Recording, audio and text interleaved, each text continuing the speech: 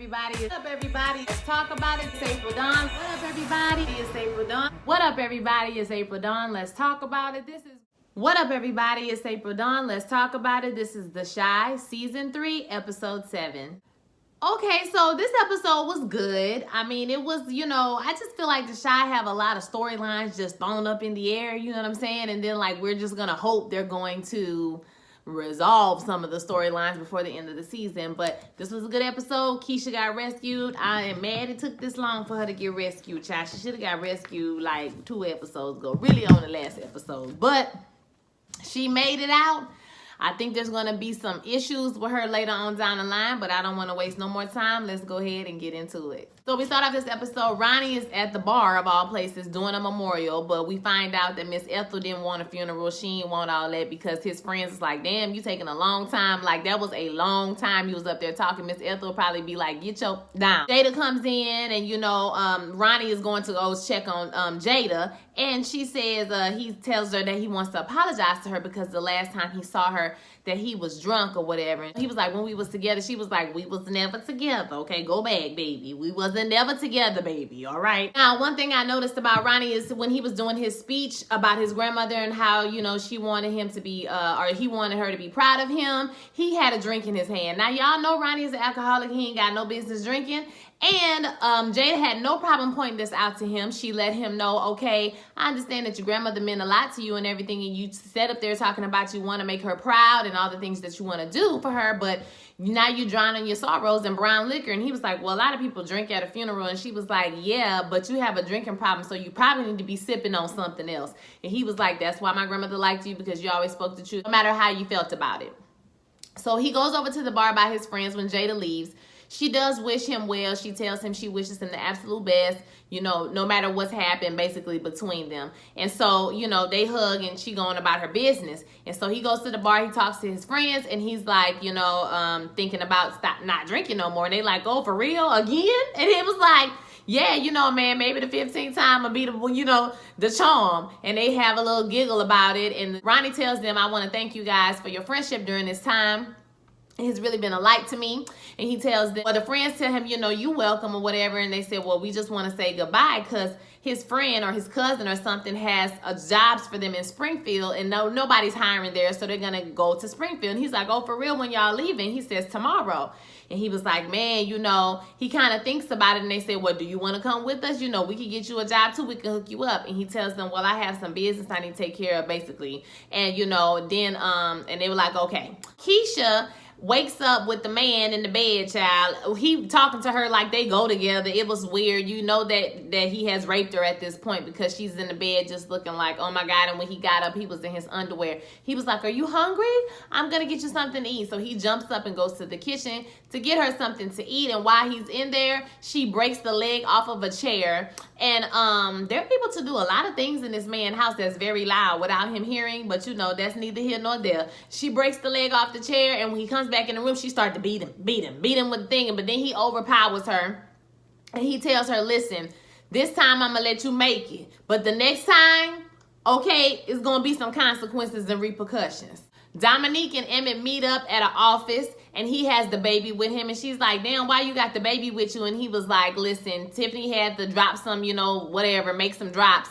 So I had to take the baby, but it's all good. I gave him a snack. He gonna be good. So they go in the office, and they're talking to this man. His name is Zeke. He's played by Lil Rel. We know who Lil Rel is. He's a comedian, famous, from Get Out, his own TV show.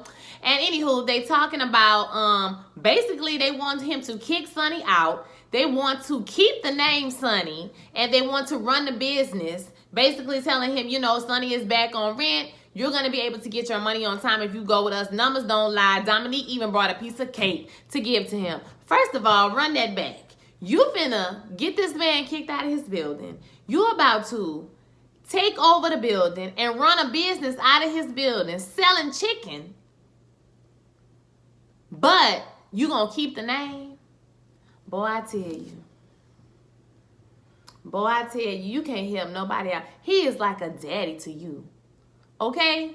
Your own daddy can't even give you no advice better than Sonny. And you finna... We ain't gonna just glance over that. They just glazed over that in the episode. Okay, like when did we decide that we was gonna turn on Sonny, who we just betrayed and was just stealing chicken out the nigga's cooler last week? That's what we doing? I'm appalled. Zeke is like, hell no, I'm not doing that. Sonny been selling that chicken for years. Like, my conscience can't take that. I'm not doing that. And they like, numbers don't lie. You know what I'm saying? If you go with us, da-da-da. She give him a piece of cake. And he's like, no, I'm not doing it. No, I'm not kicking that man out that building. I can't have that on my conscience. Talking about it's for the next generation.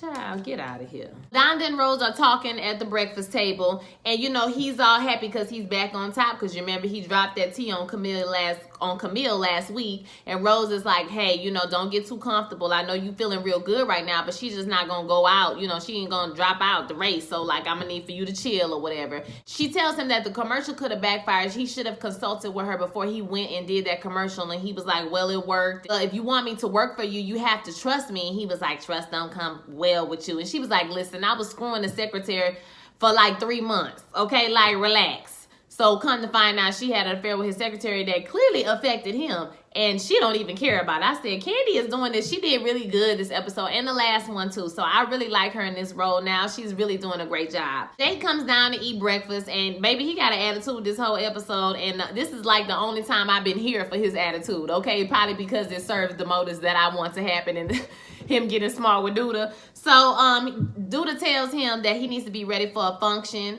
You know, tonight, some type of political function. And he was like, I'm not no show monkey or something. He said like that, you know, what you want me to dance for him or something. He said something else smart to him, and Douda grabs him and yanks him up. And he's like, what you gonna do? Are you gonna hit me? How's that gonna look good for your mayoral campaign if I got a black eye? Yeah, that's what I thought. And so he let him go. I was like, uh-oh, he punked you. He punked you, baby. He did that. Jake. One for Jake. Oh, Nina is in Keisha's room, and Dre is, they're trying to pack up things, basically. And Nina's kind of frustrated because she doesn't want to pack things up, and Dre feels like it's time to let her go. It's time to start the grieving process. It's time for us to move forward. And, you know, Nina feels like it's too soon. Now we find out it's been 2 months since Keisha was missing, and I personally feel like that's a little bit too soon to be packing everything up. I mean, I could see if it was 6 months, but 2 months is kind of fresh. Like, she might not be, I don't know, if it was 2 months, you know, I mean, I ain't gonna say Dre is out of line for saying that, but at the same time, that's not her daughter, so I would just let it rock, you know what I mean, for a little while. You know, Nina is like, she don't want to pack things up, and she feels like Dre is giving up. She's like, I'm not giving up on her, but I feel like this room is haunting you. You sit in this room for hours a night. And I'm here, you know, we're out here. Kevin is out here. We need you too, and we don't want to lose you to this too. And so Nina can't do it. She tells her, listen, I can't do this. Dre chases her. Jake is talking to Kevin there at school, and Jake is talking about Gemma. Of course, he's telling Kevin, don't look at her. You know, she told all your business, and then she tried to buy you with an iPad. You know, like, don't talk to her. She fraud or whatever. So Kevin is like, yeah, you know what, you right. And then Kevin tells Jake that, do you know if Trig is telling the truth? And he was like, well, yeah, how do you know? He was like, well, he might just be telling it because he wants you to come live with him. So, you know, they have a little conversation. Jada and Thomas are going inside. They about to get their little freak on, honey. But they run into Emmett and Tasha sitting on the couch. Is that her name? Emmett and Tiffany. Emmett and Tiffany sitting on the couch. Girl, just snacks and trash all around. Jada's pissed off. I'm pissed off. Don't let me come home to my middle of the day and y'all just sprawled out. Y'all ain't paying no rent. My thing is, that weed that she's selling is high priced. So how is she not making what they doing with their money is what I'm trying to say. Emmett make money when he go out and do these ventures. So what is he doing with his money? Why are they not putting this together for a deposit? I know they have a baby and I know that costs money, but y'all ain't paying no rent. Okay? And anybody who pay rent or mortgage, know that's the main biggest portion, right? That's one of the biggest bills you have, if not the biggest. It's one of the biggest bills that you have to pay every month. So my thing is, you don't have to pay rent in a big city. So I'm confused as to how y'all don't got no money to move out these people's house in 2 months, to move out this lady house in 2 months. Like, I don't understand. Make it make sense. Jada is upset. I'm upset, right? So she walks her boyfriend out, and Tomas is like, listen, they taking advantage of you. Like, you can't let people take advantage of you. If you let people walk all over you, you that's what they're gonna do. And she's like, listen, I know, you know, we together or whatever, but don't be trying to tell me how to raise my son. And he's like, I'm not, but I'm trying to tell you that maybe you need to put yourself first sometimes. And we all know that Jada did when she moved into the apartment, right? She moved out from Emmett. Emmett was living from pillar to post. Out here ain't got a pot to piss in or a window to throw it out of, baby. Just out here living foul, honey. But I didn't feel bad for him because you out there having all them children. You coming back to your mom's house and she is his crutch. We like Emmett because Emmett is a nice guy, but you know, Emmett do be messing up and Emmett needs to grow up and Emmett needs to get out his mama house. Period, Pooh. Okay, we still don't know what happened to the baby. I'm just saying, like, they're not gonna tell us what happened to the baby. Like, what happened to... Never mind. So while they're in the house, Jada goes into the room. She's pissed off and she's upset because Emmett has told her that they need to stay to the end of the year. Yo got me messed up. Not 2 months and go to the end. No, baby. That's not gonna work, baby. Y'all got to get out at the end of the month. I don't know what you gonna do, but you gonna have to make it happen, okay? Peace out. So she's done. She like didn't even answer them. She just went in the room and slammed the door. Papa comes over to see Maisha at her house, and Maisha says that she cannot go to school. He has flowers for her, and he's so sweet.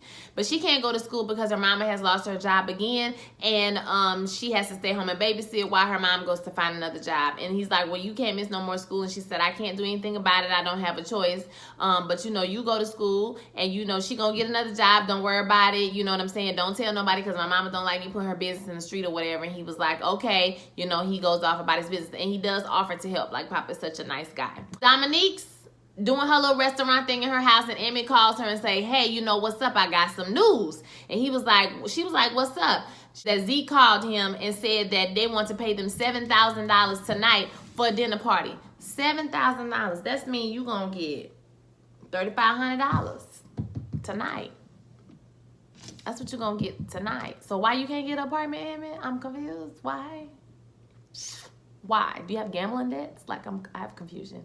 So she's like, at 20 people, or how many people is gonna be? And he's like, 20 people. And she's like, oh my God, that's a lot of people. I'm gonna need some help. You're gonna have to get to step. And he's like, okay, whatever you need me to help you do, I'll help you do it. She's like, be quiet and work fast. And he's like, cool. Whatever you need me to do, I do it. She's like, you better. I was like, child, y'all are trying us, okay? We already know what's gonna happen, honey. Rose is shaving Otis, and they're talking about Jake. How does she know that Jake think that he killed Reggie? I don't know. Okay, maybe she done got filled in on some store. I don't know, baby. But she's basically telling him, listen, you need to talk to the boy because, you know, he think you killed his brother. So if he find out you killed his brother, okay, you might wake up with a knife to your neck. And he's like, he's not going to do that. He's not that bold. See, that's the problem with people like him. That's how you get foiled, because Jake might be that bold. He might be a low-key little gangster in there.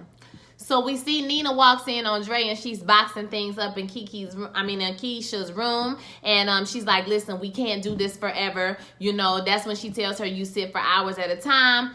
And we need to start the grieving process. And Nina tells her you need to get out the house. And she's like, starts getting all her, you know, Dre like, I'm not going nowhere. I'm going to stay here. We're a family, all of us. So we're going to figure out how to do this together. And she's like, no, take your shit and get out. It was funny, y'all. She went to go take off the ring. She was like, no, you can have this bag. I was like... You ain't gonna get back the ring, huh, Nina? You ain't gonna get that back. So she got all her stuff or whatever, pack her little bag and throw her stuff. And then we see Ronnie. He's saying bye to his friends under that same bridge that he shot that boy, okay, was it that he shot the boy, or the same bridge that Kevin them had the gun on him? I think that's what it was. And they shot him or whatever happened, child. I don't forgot what happened. But y'all know that bridge is what I'm talking about. So anywho, Ronnie's by that bridge, and his friends, you know, he telling his friends about, I think it was that bridge. I might be wrong. Let me know if I'm right or wrong. And he's telling his friends, you know, goodbye. And they're offering him to come with them. They're like, you know, come with us. You sure you don't want to come? And he's like, listen, I'm going to keep that in mind. You know, I got some unfinished business I need to take care of here. And they like, all right, you know, and they tell him goodbye and they going about their business. And September comes on. Do you remember the very first night in September? I was like, yes, come on, September. And Ronnie do a little jig in the street, honey. He was feeling real good. And he turns around and then he sees the mural. I'm sure it's of one of the kids that got killed in the first seasons. I couldn't really see, or y'all could tell me what it was, because I know somebody saw, okay? Somebody gonna tell me, all right? So please let me know. But he looks at the mural and he kind of, it sobers him a little bit. So then we see Keisha. Keisha makes a noose. and hangs it up. I'm like, oh my God, they foreshadowing suicide, y'all. If y'all didn't pick that up, they're foreshadowing it because it's pretty obvious. But they're definitely foreshadowing a suicide coming at some point. So at school, Gemma waits for Kevin to come out. You know, he tried to play it off. You know, what got his ear pods on, like he don't want to talk to her. And she like, tell me what's going on. It's been 2 days. You know, is this about Jake? Why would it be about Jake? But anywho, he tells her that, you know, he didn't want to be a charity case. And now she done ran her mouth. And now that's exactly what he is, a charity case. And, he tries to walk away from her because, you know, they try to be hard and they walk away from each other. But then she grabbed his hand and she's like, do you want to come over? I was like, girl, don't you give him the goodies because he mad at you.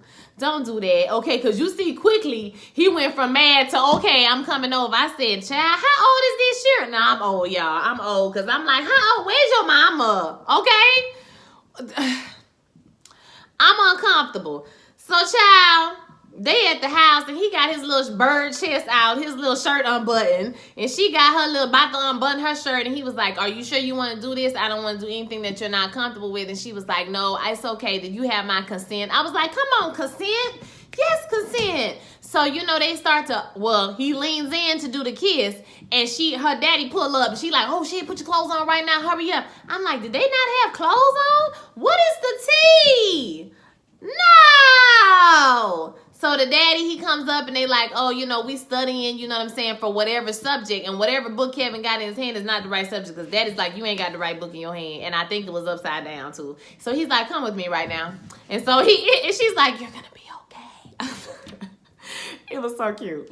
So Papa's in the office and he's taking money out the collection plate, okay? And so his father comes in and he's like, what's going on? Why are you taking money? You know better than that. And he says, well, you know, it's not what you think. Maisha's mom is going through some problems and I want to give her some money. This money is supposed to be for the people, you know, that need help. And he's like, this money is for our church to make sure that, you know, it pays the church's bills and pays our bills. You know, this is the money that we make sure we have what we need. And he was like, well, what about the money that Camille gave you? And he was like, well, that's so you can have everything you need. And he was like, well, since I have everything I need, I would like to give this money to Maisha's mom. So it gave him a sobering moment because I'm pretty sure he heard what Camille said on the news about, you know, playing with these black people in the church. And he probably feels a bit guilty about, you know, taking the money from her. And it was a moment to like, be everything you say you're going to be in that pulpit. Don't be up in that pulpit talking that noise and you out here living raggedy, okay? So, like, now you got to be what you say. All that stuff you be talking, you got to be that person. He says, I'm glad I have a son with such a charitable, I raised a son with such a charitable heart. And he says, I'm glad you did too. Now, what kind of heart do you have, Dad? I said, wow, you better. Okay? The children are the future. Okay, I believe the children are the future. I do. Ronnie is getting doors slammed in his face, honey. Everybody is slamming doors in his face. But, baby, you look dusty. You're walking around just looking raggedy and dusty, honey, with that same dusty suit on. So you think people is going to talk to you and a lady from across the street is like, baby, ain't nobody going to talk to you. She like that lady, you know, that was in 227.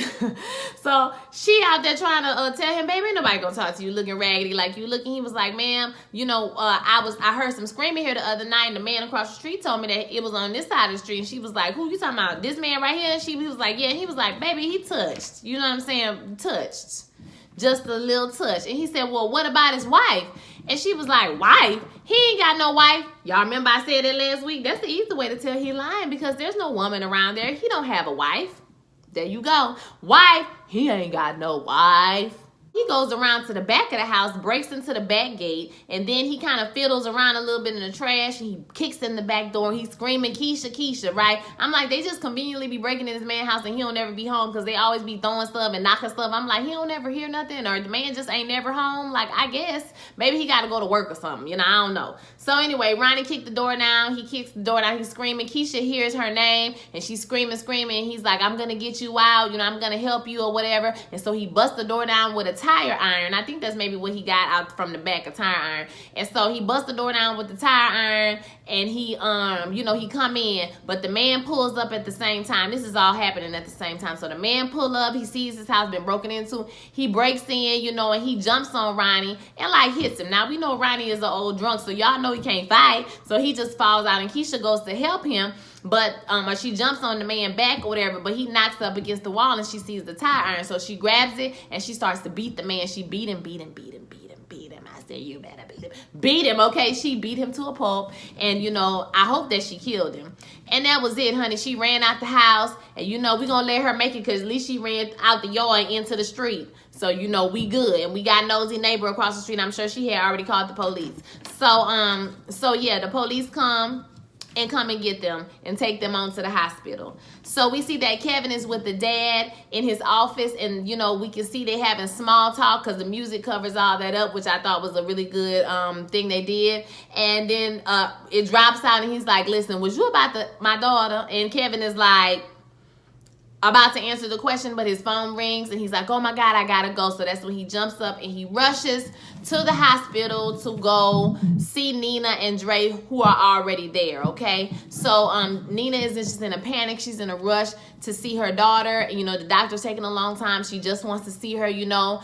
And Dre says, well, she's probably asking her some, you know, questions that she probably don't want us to hear or whatever. So maybe that's what's going on. And Nina's just in a panic to see her. I want y'all to pay attention to this, okay? This is parenting styles, okay? So Keisha is in the hospital and they come in the room to see her. And she's kind of like, oh, it's okay, mama. You know, she almost like comforting them to make it feel like it's okay to touch her or whatever.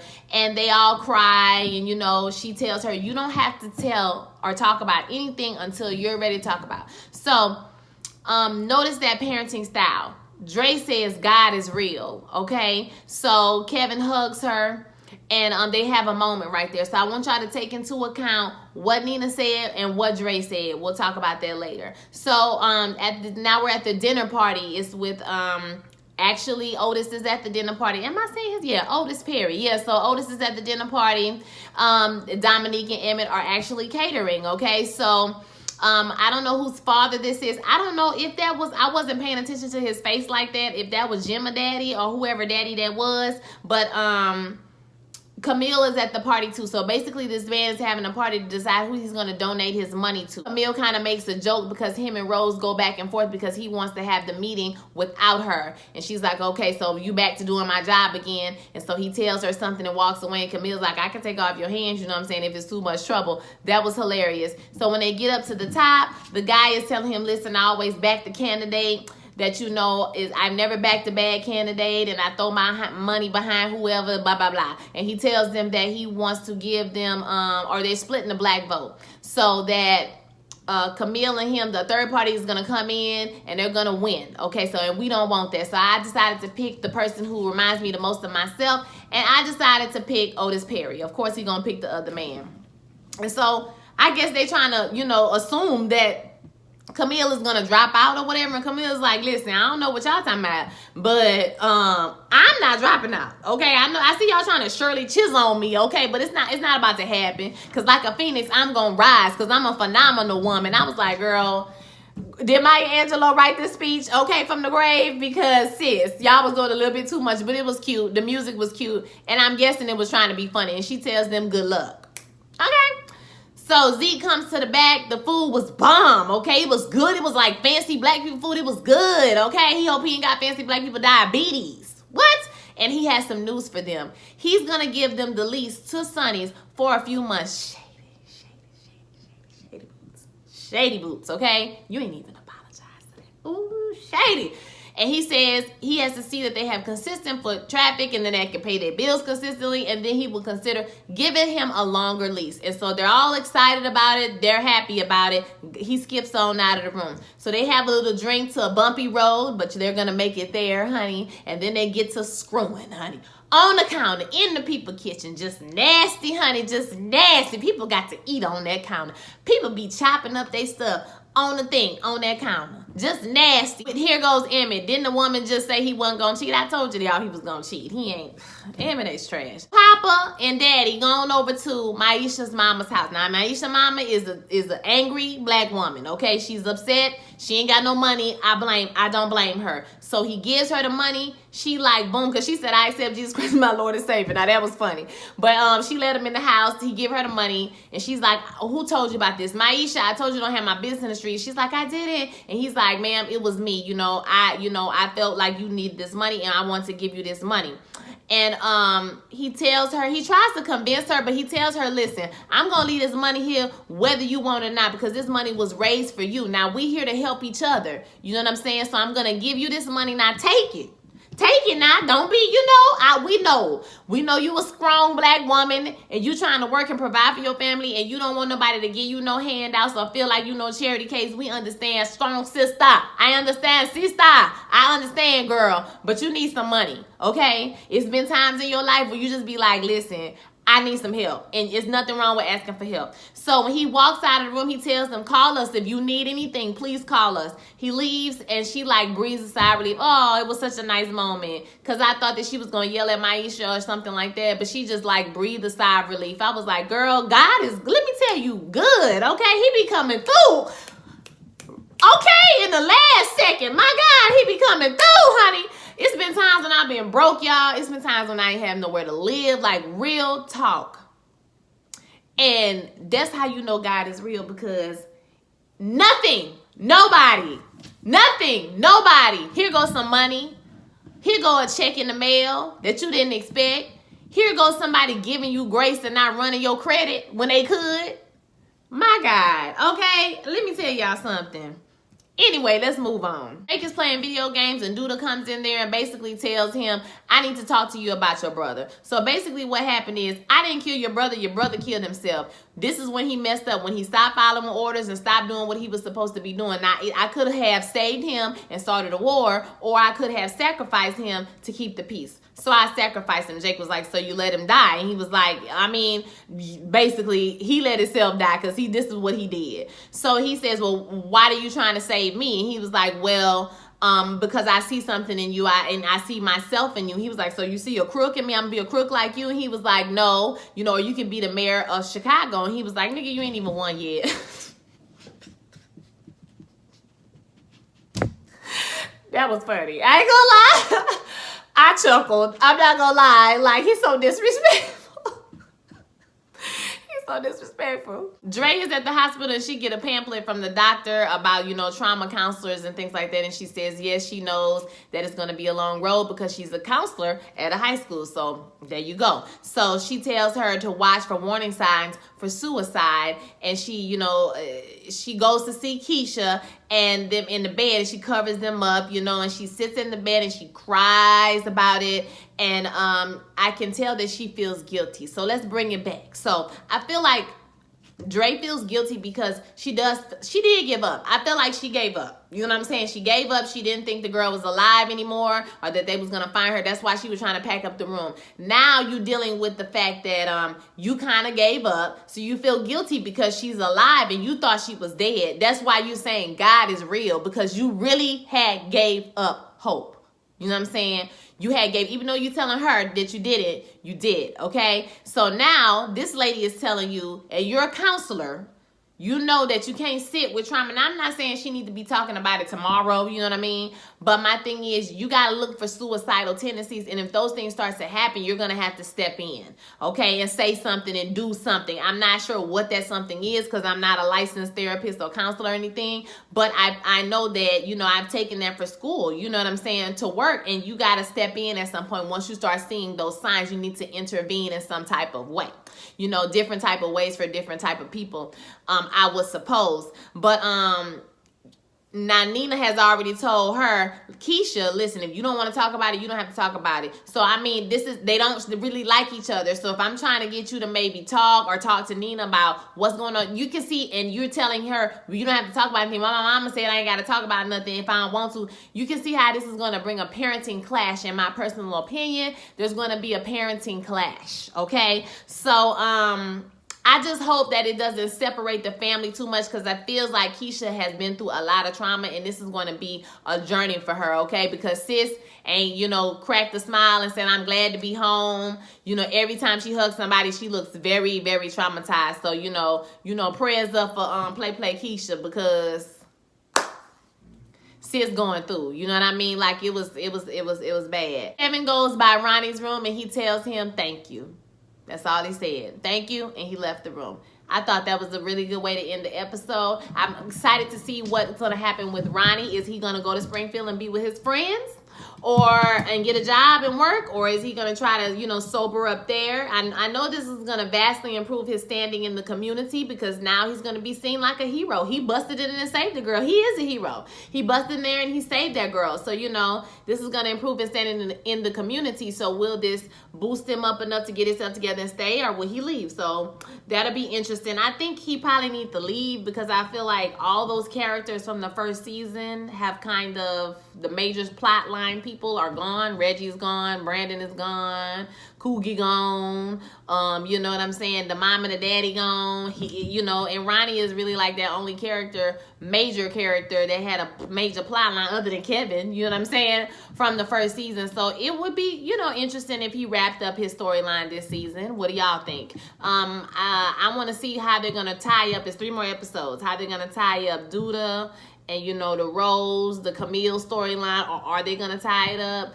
the whole thing with Trig? Okay, because now we done planted a bug in his ear. Maybe Trig is not telling the truth. I mean, Jake's gonna have to make a decision. And you know, what else is going on? And this whole Tiffany and Emmett, even though I really don't care about Tiffany and Emmett, I'm just gonna be 100% honest with y'all. I don't care what happened to them. I don't care. Okay, I don't care. So I want to hear what you guys thought about this episode. Don't forget to like, comment, and subscribe. I'm sure at some point in this video I have put my IG. Please follow me on IG if you want to see all the things I'm doing over there. Okay, so I will holler at you guys next week. Peace.